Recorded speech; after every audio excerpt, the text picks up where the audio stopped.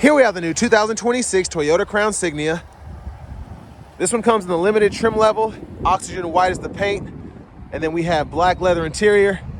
The powertrain consists of a 2.5 liter naturally aspirated 4-cylinder hybrid engine that's mated to an electronic continuously variable transmission. Net 240 horsepower with this setup. As we come around to the front end here, we do get our LED headlamps along with the LED daytime running lights. The lights don't dance like that. That's just how my camera's picking them up. But I love, love, love this design. Great looking car. And the Signia really just, takes the Crown up a notch, I think, in terms of the overall styling, the looks and whatnot. Now down here, these are gonna be 21-inch alloy wheels, and man, I love these wheels. That is a good looking wheel. I love the black trim around the wheel well. You kind of have that piano black throughout the trim on the outside. Passive keyless entry on all 4 doors.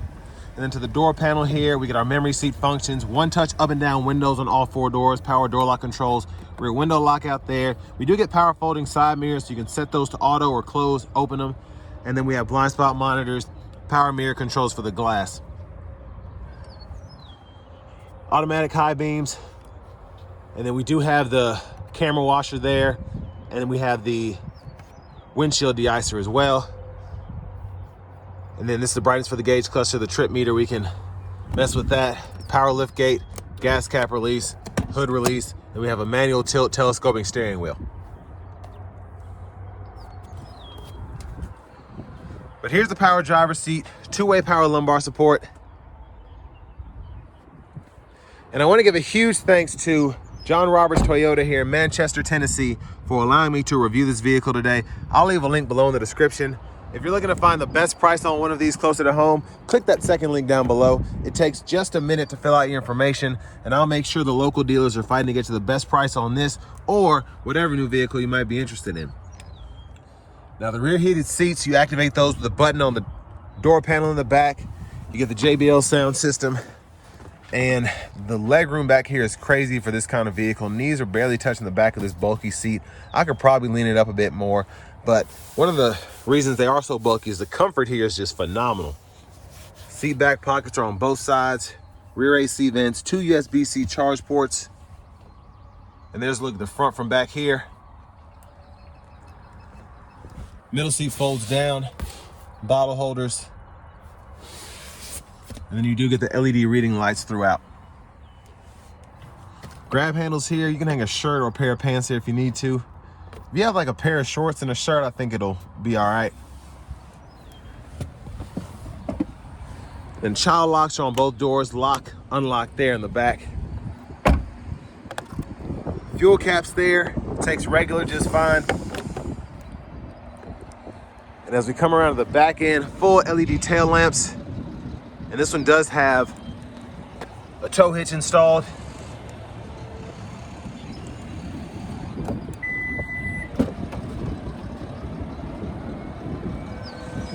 Plenty of space behind the second row. Top tabs for the car seats are integrated on the back of the seats themselves.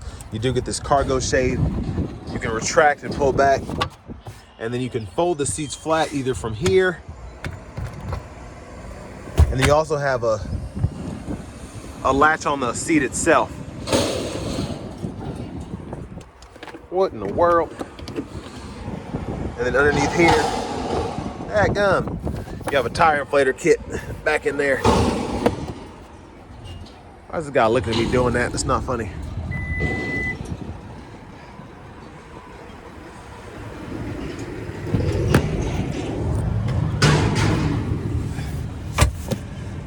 Now your lower anchors for the car seats are right behind these covers. And then again, you can hit this to release from up front.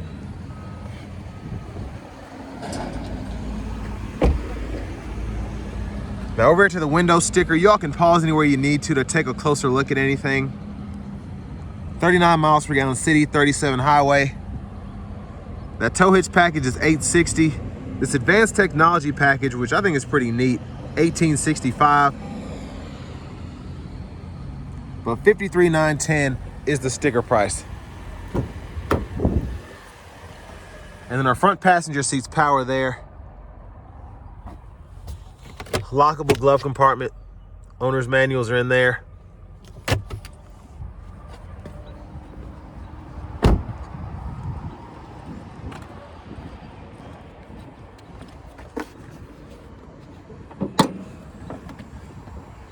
And there we have the 2.5 liter hybrid engine. And I think I said that button I hit was for the camera. It's actually for these headlamps. So you have a headlight washer there. That's not for the camera, so that's my bad. It says that right there, so I don't know why I said that, but I just realized it. Before we hop in, just a quick look at the blinkers.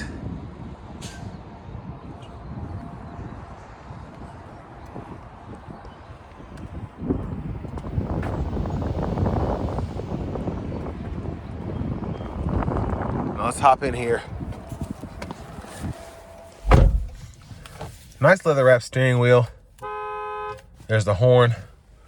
Over here to the infotainment system, you have the Experience Drive Connect if you want to have the cloud navigation, a few other features there with that subscription. AM, FM, XM radio, Bluetooth, wireless CarPlay, Android Auto compatibility, and then you also have Apple Music and Amazon Music. You can hook up with a subscription there. You have a few climate controls in the actual screen, but most everything is buttons and knobs down below, which I'll show you in a minute. And then you have the heated cooled seat, same thing, the heated steering wheel. So I'm just walking through all these menus, just real quick. Energy flow, which I like. You can see when the regenerative braking's working, when the engine's on, when it's cut off. Language and units down here, you can change that or have it set automatically, which works pretty good for most of us. But language, you can go in there and change English, Spanish, or French. Backup cameras here, guidelines follow you as you turn the steering wheel. And then you do get a front camera as well. Your volume knob is right here. You can click that, turn the audio off. And then hazards are right here. 3-stage heated cooled seats, again with the heated steering wheel, dual zone automatic climate controls. It's kind of a glare there, so there's a look at that. Wireless charging pad, hit this button here, and that'll pull up your front camera, and then you can get that bird's eye view as well.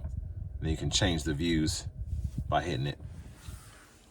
2 USB-C ports, bottle holders, and then for the shifter, you just hit the brake, neutral, reverse, drive, and then you can go into that sport mode there.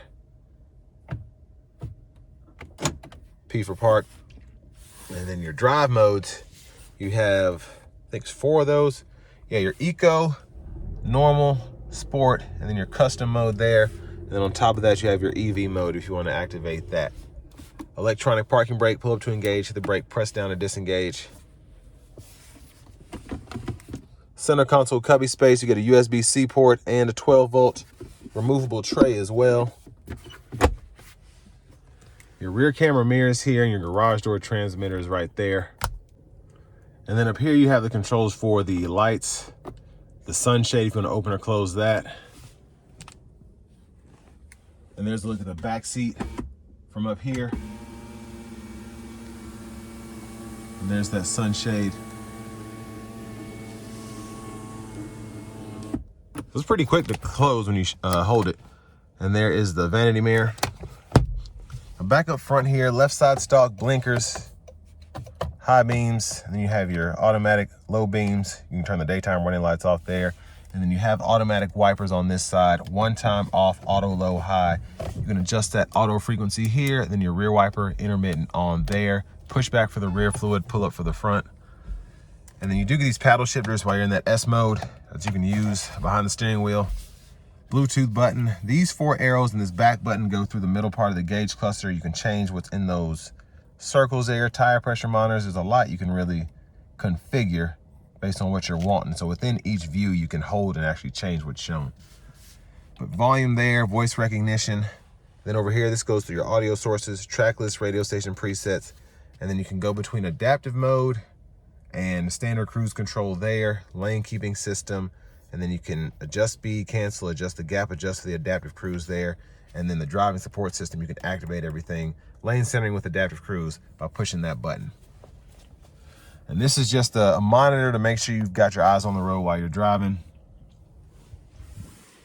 Push button start. Finally, here's the key fob. You can barely see Toyota Crown because it's in plastic, but Next, let's go ahead and take this 2026 Toyota Crown Signia Limited out on the road for a test drive. So starting the test drive in this Crown Signia, I have it in the EV mode now. So we're gonna see how long it takes before the gas engine cuts on. In eco mode as well.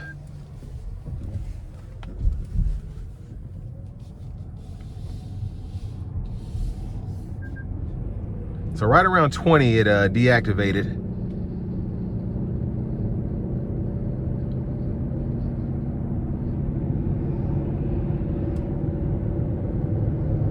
Tell me to sit up. Now I really like this car in terms of the looks. I think this is one of the best looking vehicles on the market. The Signia is just beautiful to look at, specifically in this limited trim with the 21-inch wheels. It has a lot of space in here, and it's a very practical vehicle if you've got $54,000 to spend on something like this. But I mean, the hybrid setup is seamless as you expect from Toyota. The overall range is good. The features on this one in particular are really nice. And you still have buttons for the AC controls. It's not on the screen yet. But the amenities are crazy here. A lot of this stuff you're thinking, wow, I didn't know that you could get that on a car.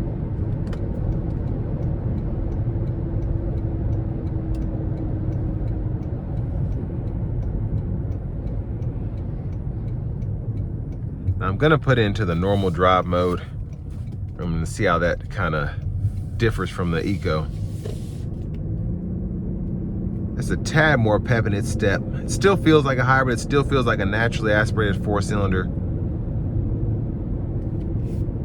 Just a bit easier to accelerate with the pedal without having to put your foot into it.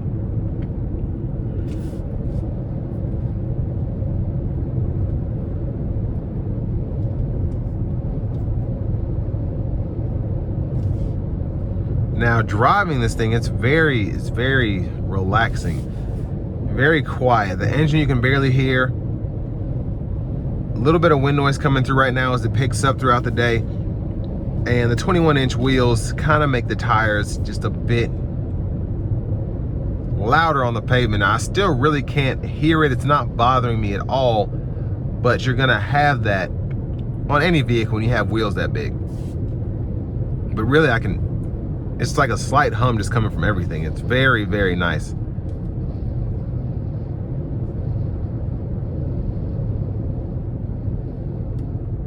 And the adaptive cruise is just, I keep saying seamless, but it's a seamless transition as it sensed this truck pulling out in front of me, not going. It just slowed me down. It didn't slam on the brakes. It didn't get really close and then think, oh crap, and then slam on the brakes. It was just perfect.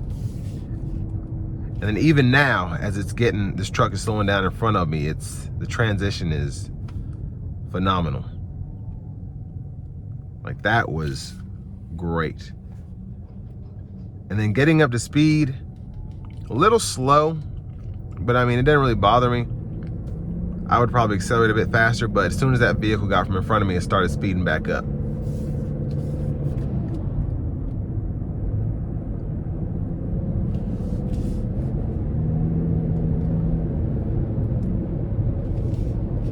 Now, in terms of the overall layout of the cabin, I like the shifter. If it were any bigger, it would kind of make this a bit too much. Like, I couldn't see the USB-C ports. I couldn't see the buttons here. So I'm glad they made this small because you're able to kind of reach around everything to get what you're needing. Again, as opposed to having the shifter in the way where you're knocking stuff over or whatever. The rear camera mirror is relatively large, but I like that. It makes the picture easier to see. It's easy to get to all the buttons there. And although it's hard to explain. Everything seems close here, right? But then you come up here, even with the panoramic roof, the headroom I have is fantastic for someone being 6'3". And even though it's kind of enclosed here because this takes up so much space, I can still fit my legs in here and kind of drive this as I would expect to. I don't really consider this an SUV like Toyota does, just because it still feels like a Toyota Crown. It still feels like a bigger Avalon, if you will. But I really do like how they set this up, because people like me want something with more space, that has more usage, that still feels like an easy daily driver. I don't feel like I'm driving an Equinox. I don't feel like I'm driving or even a RAV4. I feel like I'm driving an Avalon estate wagon, and that's what I want.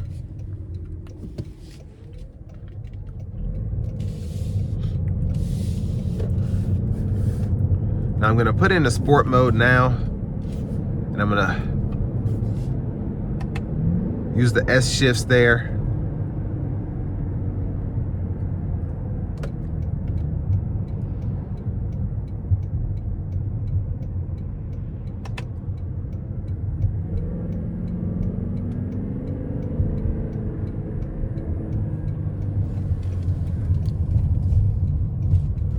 Here we go.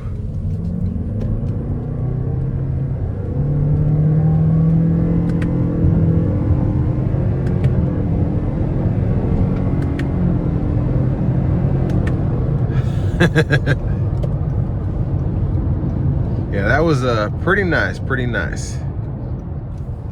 Now I do want to give one more huge thanks to John Roberts Toyota here in Manchester, Tennessee, for allowing me to review this Crown Signia today. I'll leave a link below in the description. If you're looking to find the best price on one of these closer to home, click that second link down below. It takes just a minute to fill out your information, and I'll make sure the local dealers are fighting to get you the best price on this or whatever new vehicle you might be interested in. I mean, for the money, it's a really nice car. It's a really nice vehicle overall. The space in here is good. The usability is great. The fuel economy is really good. And the looks just inside and out is very Avalon-esque, and I really like that about this vehicle. A few quirky things like the shifter, but you know, probably shouldn't be trying to go from the sport mode to drive or whatever. But other than that, I mean, really no complaints about it.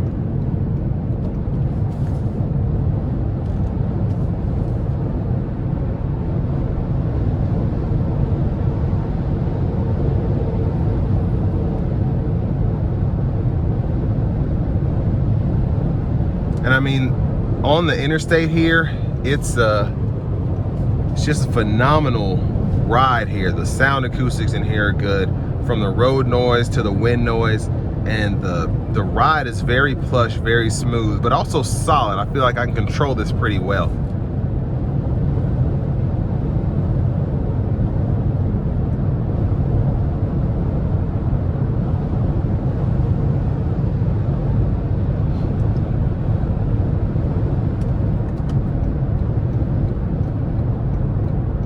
And I think for the $54K price point, it has a lot to offer. It's a bit luxurious, so just keep that in mind. You can get a cheaper trim level, but I mean, if you're gonna get something like this, I say go for this trim, because it is nice, and it's really not too bad when you think about how usable it is. And this will bring me to the end of my review of this 2026 Toyota Crown Signia Limited.